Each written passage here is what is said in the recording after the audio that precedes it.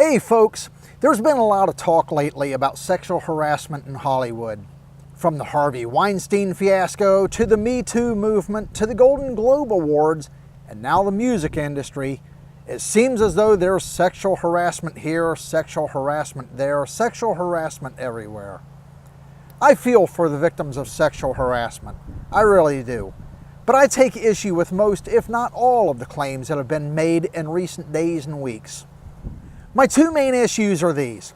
The first one is, most if not all of the women coming forth with sexual harassment claims waited months, if not years, to lodge their complaints.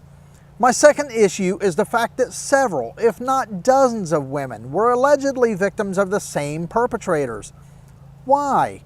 Assuming the allegations are true, why do the same perpetrators get away with doing this kind of thing to several, if not dozens, of women, sometimes for decades? I have a theory about that. A young lady walks into, say, Harvey Weinstein's office or some other movie producer of his caliber. She worked so hard to get to this point. The grueling hours of study and practice and years of hard work have come down to this single defining moment. Now she needs only convince Mr. Weinstein that she is worthy of the graces of Hollywood and himself. The pressure is nearly unbearable. She can't believe she's made it this far. She must be dreaming. The only thing standing between her and the mansions in Beverly Hills, riches beyond her wildest dreams, and the freedom to travel anywhere in the world is pleasing Mr. Weinstein. Nothing is going to stop her now. What Weinstein wants is less than noble. In fact, it's downright despicable, evil, and wicked. Yet another beautiful, starry-eyed hopeful has waltzed into his office.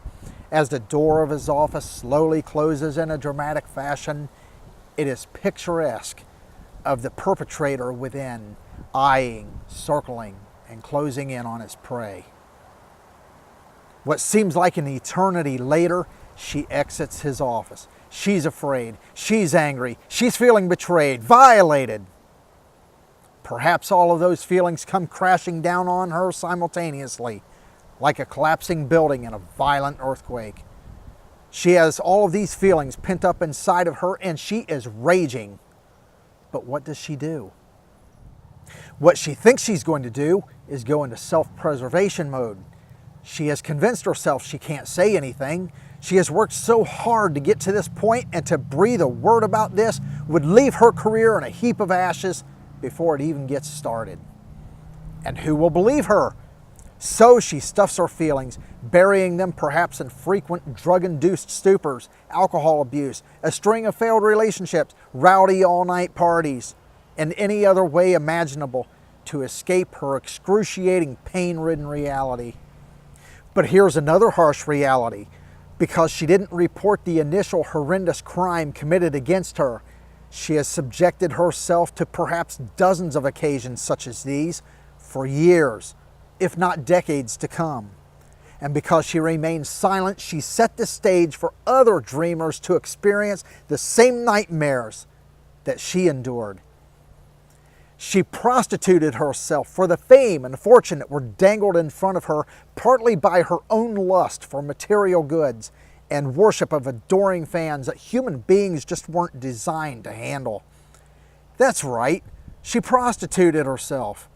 And for the duration of her career, she will in countless ways continue to prostitute herself that she might support her addiction to materialism and adulation. I got approximately 15 minutes into a motion picture just recently. I won't disclose the title, but it certainly seemed innocuous enough. In that 15 minutes, I saw a man who had assisted a woman off of a somewhat high piece of office furniture. She clumsily maneuvered her way about his shoulders until she was sitting on his shoulders with her privates in his face. They were both fully clothed, but that's not the point. A short time later, he was smacking her on the butt as she strutted out of his office. As she bats her eyelashes and acting surprised, she exclaims, "Ew," as though her experience were one equally stimulating as his. Was she being paid for that? Handsomely, I'm sure. Were those actions sexual in nature? You bet. Off camera, would she have considered those actions to be sexual harassment? Most women would, and rightly so. But she was being paid. There you go. Prostitution. Some of you know that I am a Christian and I believe in turning the other cheek. In this case, however, she should have slapped him on the butt that rests upon his neck. Then she should have slapped him with criminal charges, followed by a monstrous civil lawsuit. I shut off the movie at that point. What I expected to be roughly 2 hours of wholesome family entertainment had instead abruptly ended by the glorification of workplace sexual harassment. I was disgusted, but in today's hyper-sexualized climate, I was not surprised. Even off camera, if she permitted this animalistic behavior, knowing that any objections to it would result in her not landing even the most minuscule of roles, let alone a long-standing, lavishly paid career, it is prostitution in a very real, pure form. In closing, I set before you two scenarios. In the first, you have a once-upon-a-time Hollywood starstruck wannabe in a movie producer's office, now turned movie star. As a condition of her stardom, however, she has subjected herself to this horrific, never-ending treatment on and off set. Her reward is the tens, if not hundreds of millions of dollars, accompanied by the worship and adoration of fans spanning the globe, watching her oft scantily clad figure appear on the screen.